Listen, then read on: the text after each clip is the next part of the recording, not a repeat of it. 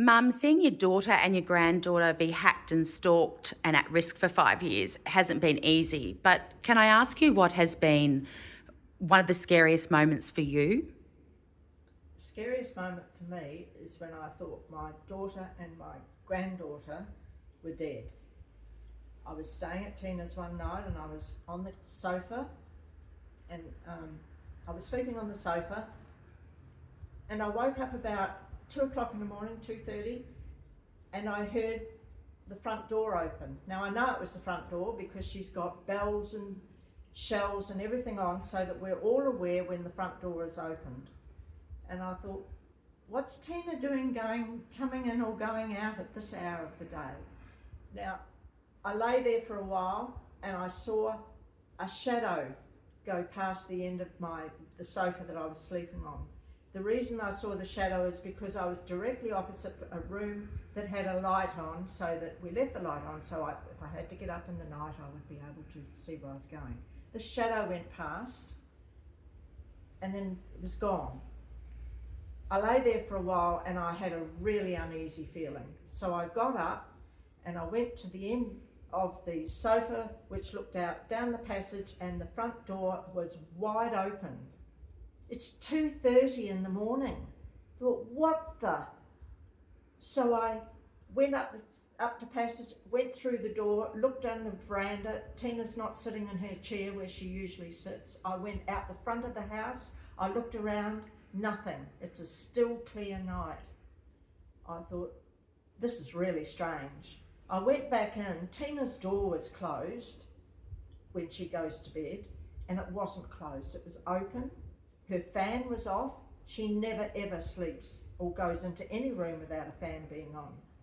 But she was in bed because I saw the lump. I thought, oh shit, oh no, someone's been in here.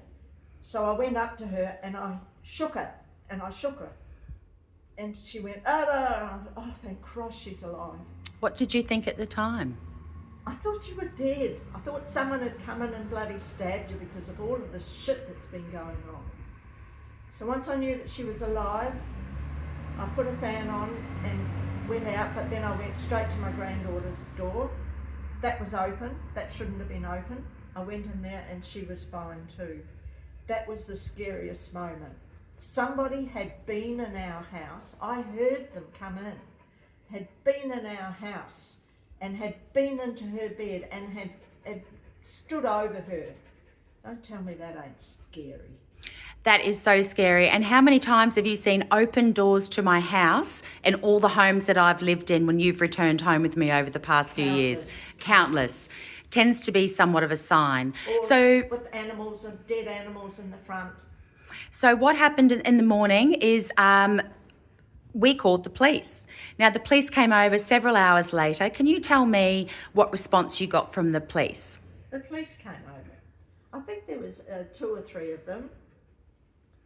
They stood outside the gate on the verge, and they spoke to me there.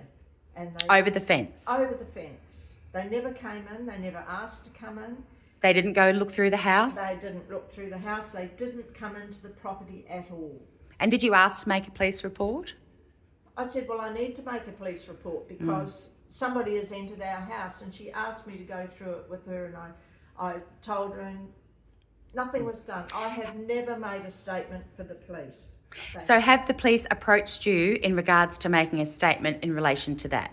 Never. So, but they have approached me to make a statement in relation to that, even though I have said to them several times, you're actually the victim and we're the witness in that situation. So have you been to the police many times in the past about experiences of hacking, stalking that you've encountered? Yes, I have, but they don't understand hacking for a start, and they've just taken no notice of the stalking. So this has been going on now for 5 years. And we are seeing it escalating. You've been party to potential abductions. You see live hacking. You experience that. You've seen the dead animals. You've seen the sabotage to the cars and the vehicles. And most importantly, you've seen me and my child struggle to survive, struggle to get a voice, and still fighting on. What is your greatest fear? My fear is that one day they won't be alive. One day somebody is going to crash into them in their car when they're chasing them on the road. One day when she's driving her car, it's going to have an accident because there's been water put in the fuel. How many more times do we have to say we're desperate here? Come on now, we're desperate. Somebody's after these two. Do something.